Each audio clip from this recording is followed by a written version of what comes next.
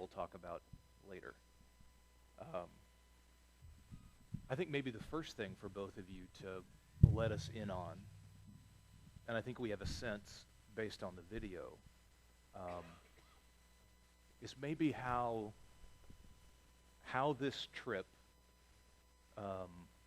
most deeply impacted you as a Christian, as an American Christian. What lessons did you learn that you are taking away that may have even been surprising? You didn't know you were going to learn them. Ryan, would you start? No, I'm going to keep with the same go? format I always forced him to do when we were over there. Okay. Ryan, why don't you share with us first? You know, I was okay with this till I watched that video, so bear with me.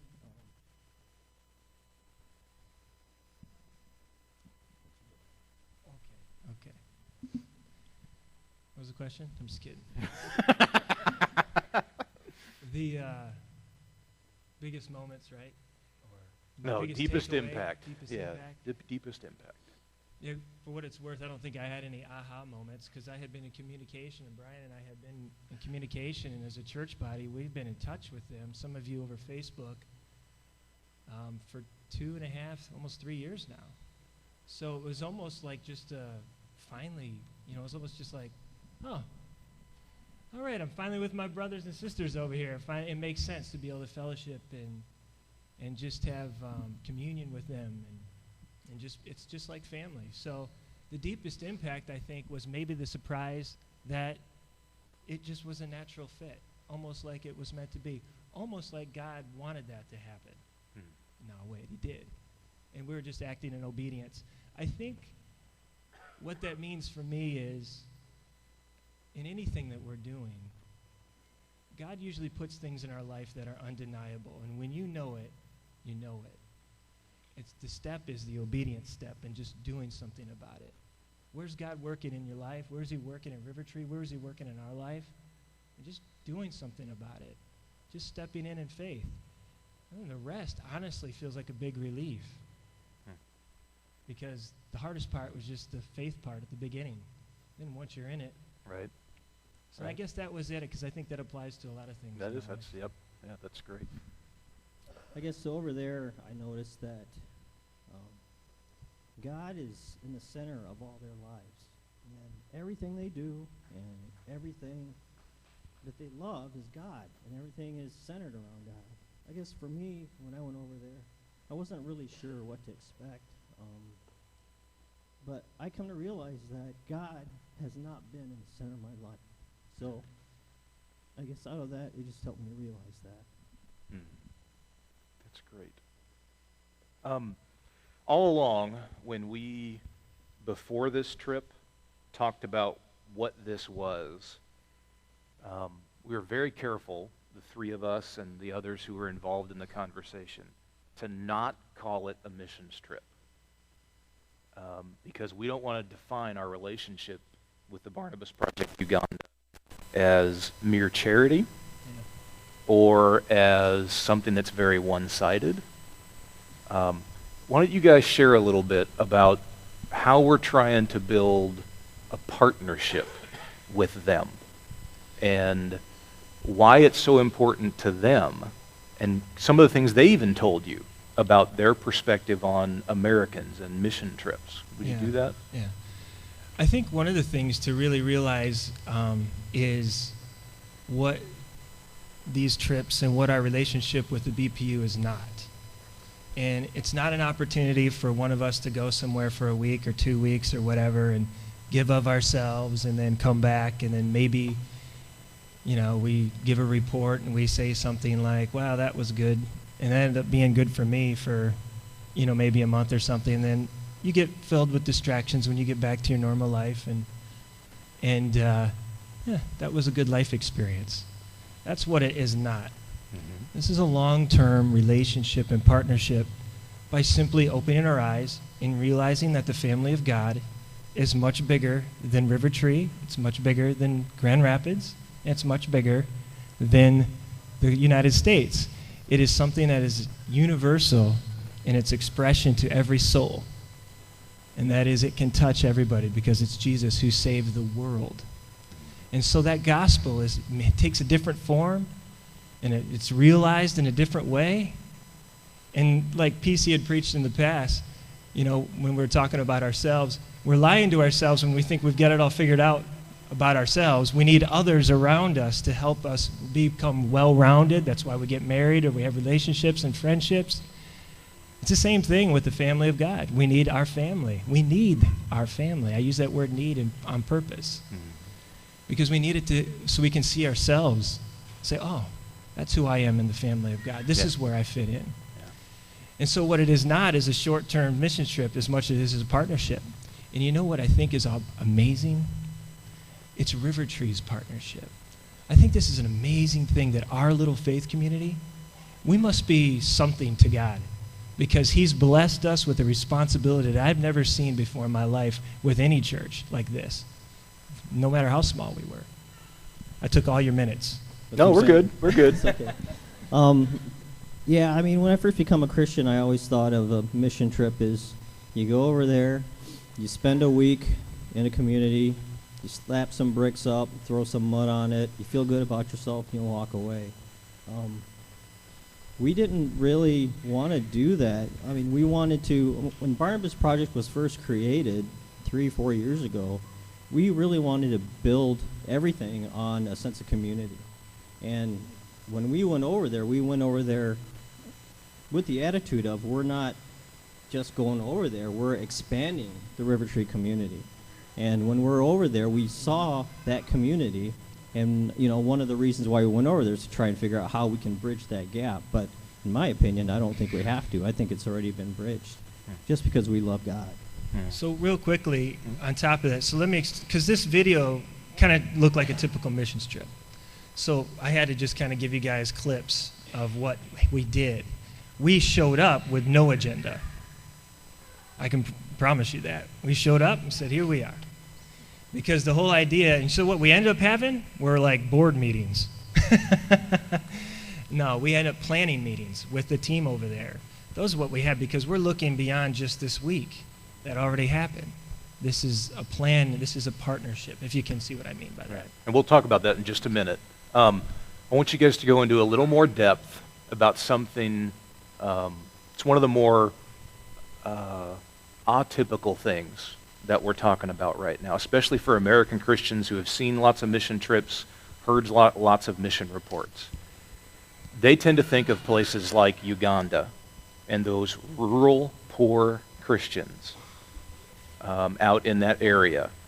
They think of them as being people who need our charity, and we, as Americans, have so much to give them. I'd like you to help everybody here see that we have every bit as much, if not more, to receive back from them. That we need them every bit as much as we might think they need us and our money. When we went over there, like Ryan said, we really didn't know what we were going to do, what we had planned. But it just turned out that we just kind of let God lead us. And through that, we come to realize that we need them a lot more than they need us. Because no matter what, they have so much faith in God that they just know it's going to happen. We can't go over there thinking, well, we're going to make their world better, you know, just like a typical American Christian. And it just didn't work out that way. I found myself wanting to be like them because their faith is so strong and their lives are so centered around God that they just know whatever happens, that's God's plan. And I think that's something we really lack here in the United States. And I also noticed from, well, but when Barnabas was first created was on PC's sermon on rich versus poor. And we noticed over there, or at least I did, that the person what we became very good friends with, his name's Michael, was the gatekeeper for Edwin's apartment complex. But his love of God was so amazing. I mean, he carried a Bible around with him.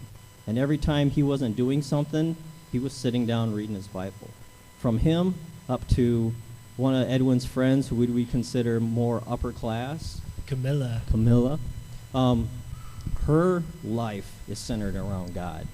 Where here in the United States, it seems like there's such a bridge between the rich versus the poor and their faith. Where over there, because everybody is so strong in their faith that they're all joined together. It's one community, whether they are doormen or if they own property and businesses, it doesn't matter, because they all have one belief, and they all believe in God. Neat. Yeah, I just to continue that strain of thought there. Mhm. I kind of said it in the narration there at the end. It's just a matter. It's the economy of mercy, right? That God provides for His family. It's this new economy, this idea that some of us have strengths, some of us have weaknesses, some of us are blessed in different areas. Well, our particular situation we're in, we're maybe blessed with more things that are material or asset-based. But I can tell you, my spiritual leaders are people over there, because these people have exercised faith that I have never been able to do. It has been something that I long for, and so I look at them as my examples. And so if you can see what I mean, there's an overflow abundance. There's a perfect exchange. Why don't you, just to give everybody an idea of how strong the relational bond is, tell them what you're doing in December. Oh, well, I'm the best man in Edwin's wedding, and my wife is the matron of honor for Doreen, his soon-to-be, or his fiancée. So we're going in the first week of December to be part of a wedding, and so obviously I have a slanted, strong relationship with them, but I'm trying to speak as a RiverTree here beyond just that, the friendship. Sure. But Sure. yeah, so we've got some very strong personal bonds, but that's just a God thing. So, As Ryan and Brian said, they spent a good deal of time over there working with the other BPU directors and key leaders, working up some goals, basically a strategic plan for what the Barnabas Project Uganda needs, or what they'd like to accomplish over the next couple of years. And we, of course, as their partners, are going to find our ways of being able to support them and encourage them and help them with those goals. So and we've already talked about this, and I want them to let you in on some of what's coming. So why don't you talk about like 2013 and what we're looking at, and then maybe we'll look past to 2014 and what's on the way. Sure. 2013, Edwin expressed, well, what we did was we sat down with Edwin and we figured out within each group there were priority needs that he wanted help with. And then out of each one of those groups, I believe there were 4 different groups. yeah, so can I take one step Yep. back further? There's one thing we need to realize of what the Barnabas Project Uganda is, so that we know what it is not once again. We've talked about what it's not regarding a missions trip, but what the Barnabas Project Uganda is, it's a partnership with RiverTree specifically. We don't have any other partnership yet with anybody else. And it is a Christian community development organization for Bisoki, Uganda. So anything outside of that is not what the Barnabas Project Uganda is. And so within that, how do you do community development? Well, we've done 2 years of research and asset mapping and all that, and you can see we've built the trust of the community in the village. That was the first time they ever got together, by the way, and had a big celebration, just so you know. I mean, this is an area that was very dark, and the neighbors didn't talk to neighbors, but this is them coming together. So if you can see, there's momentum there. So what we've been able to do is divide that into 4 segments that he's just touching on. There's the women, the children, the youth or teenagers, and then the men. And right now the focus is on the women and the children, as you could see. So out of those 4 groups, we picked priorities overall, and we came up with 6 priorities. And one of the things that we want you guys to know is that we're not there just to hand them money and say, okay, here, you guys can take this and put it wherever you want, but we want to empower them over there, and that's one of the very important things that we want to do.